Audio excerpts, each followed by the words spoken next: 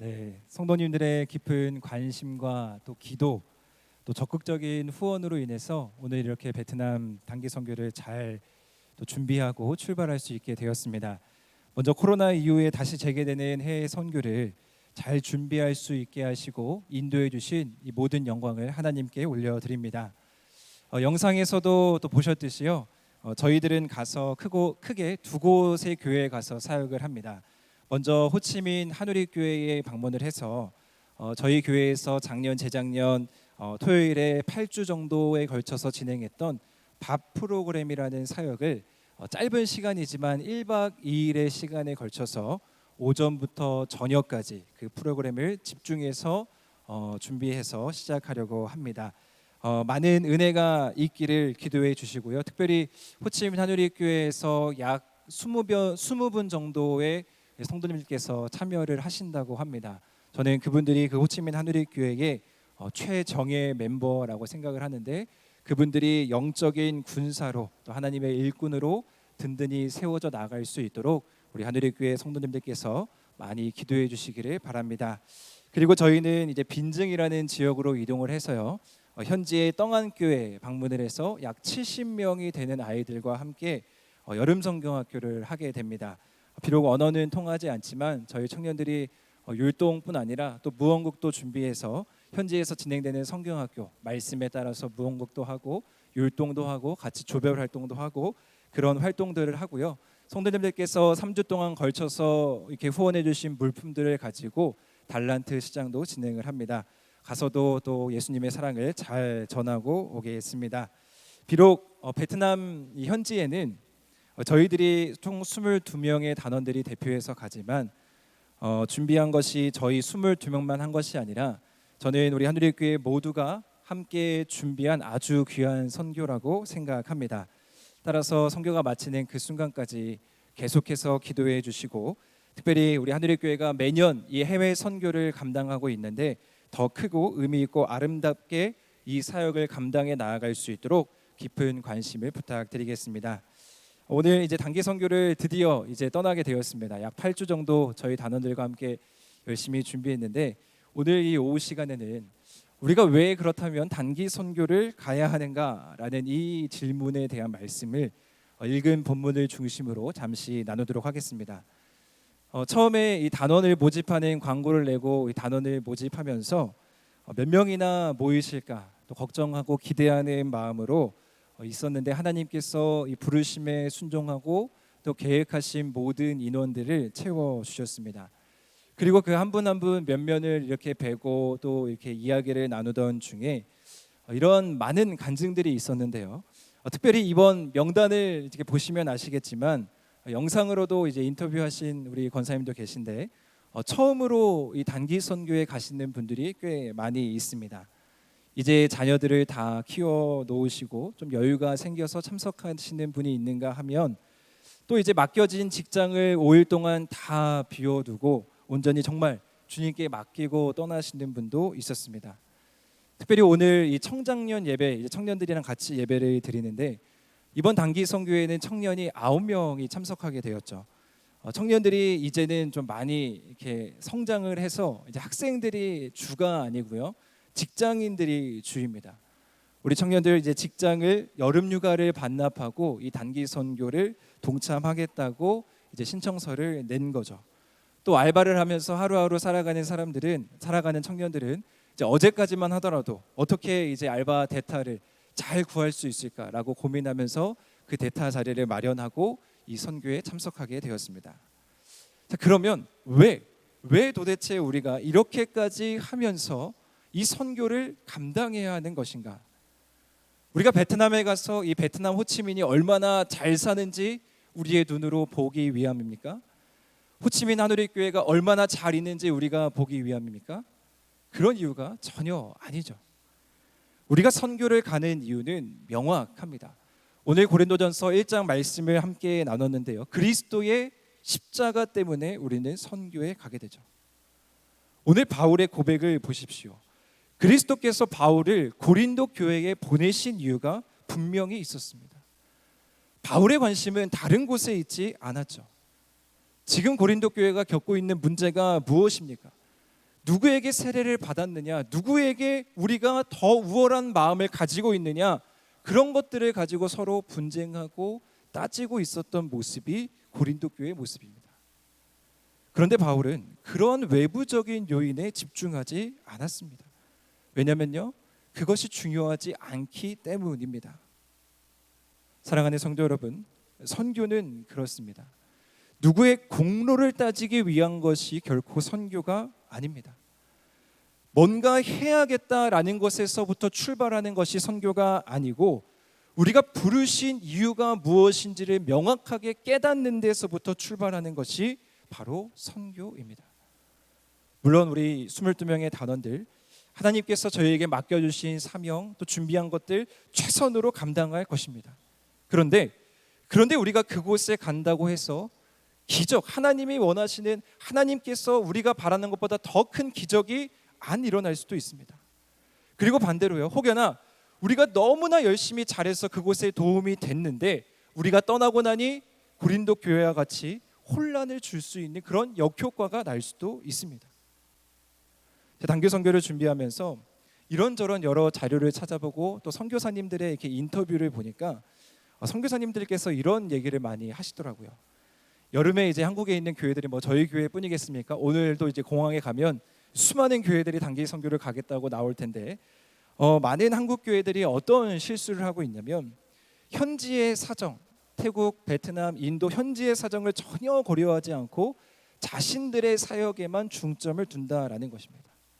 그러면 오히려 그것이 우리들에게는 좋을 수 있지만 현지 교회에게는 일시적으로는 좋아 보이지만 저희들이 떠나고 나면 단기 선교팀이 왔다 가면 그 혹폭풍이 너무나 크다라는 것입니다.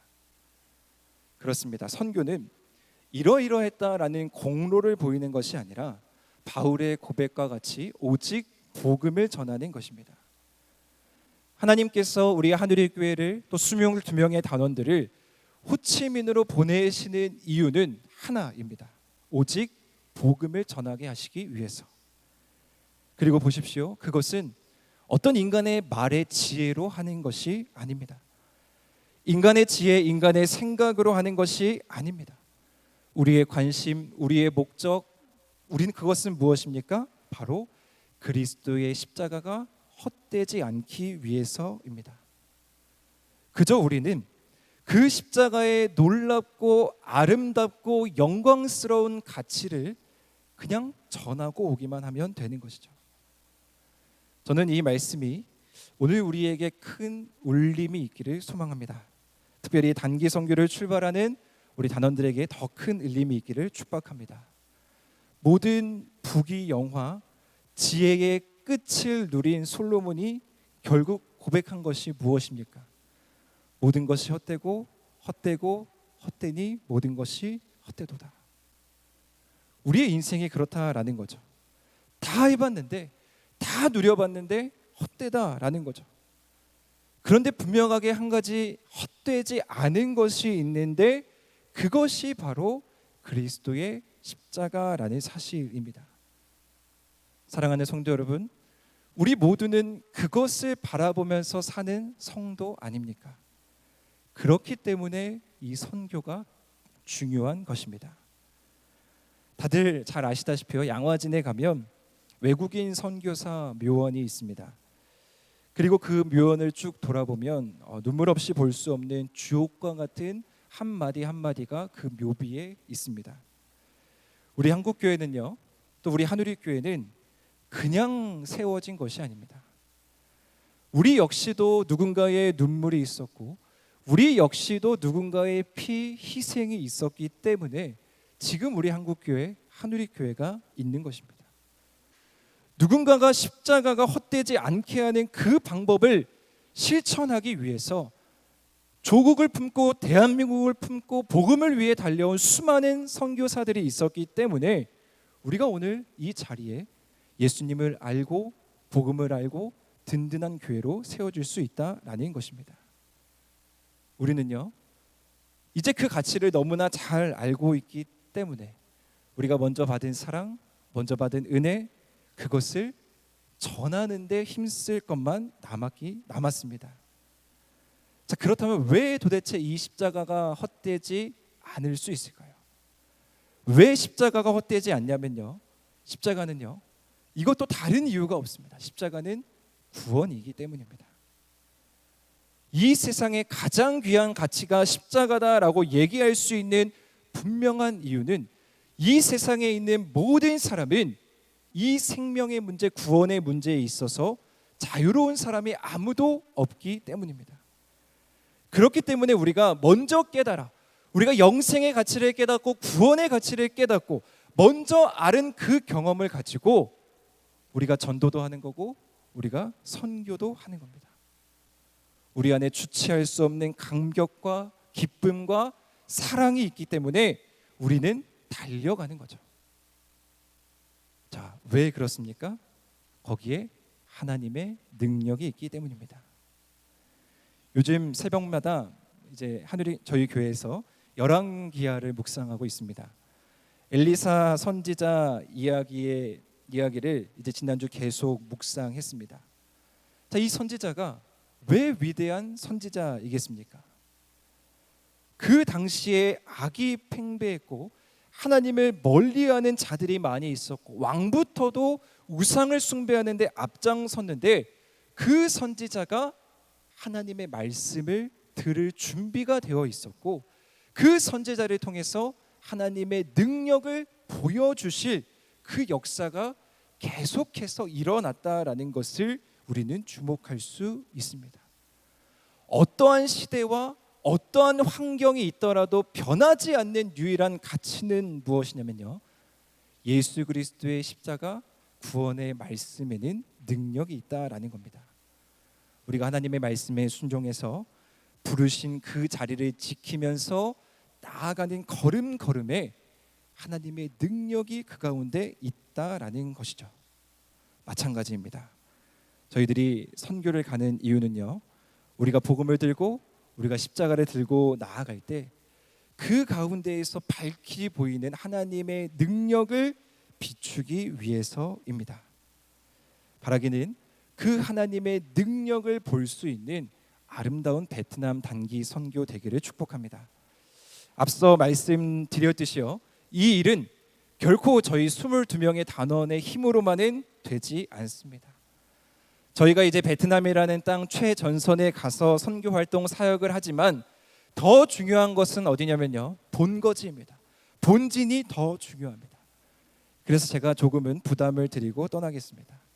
전쟁을 할 때요, 최전선에서 싸우는 팀도 중요하지만 더 중요한 것은 최전선을 지휘하는 본진입니다. 작전을 하다라고 부족하면 물량을 공급하고 여러 가지 작전 지휘를 하는 것이 본진이죠. 저는 선교도 똑같다고 생각합니다. 선교는 전쟁입니다. 영적 전쟁입니다. 이 영적 전쟁, 하나님께서 불러주신 최전선을 저희가 베트남이라는 땅으로 가게 되지만 우리 한우리교회에서 진두 지휘하시고 기도로 저희들을 뒷받침해 주셔야 합니다. 기도가 있어야 저희가 힘이 나고, 기도가 있어야 순간순간 저희 지혜가 생기고, 기도가 있어야 더 큰 하나님의 능력이 그 가운데 발휘된다라는 것입니다. 그렇게 우리가 함께 힘써 협력할 때에 하나님이 일하시는 아름다운 선교 현장을 우리 모두가 보게 될 것입니다.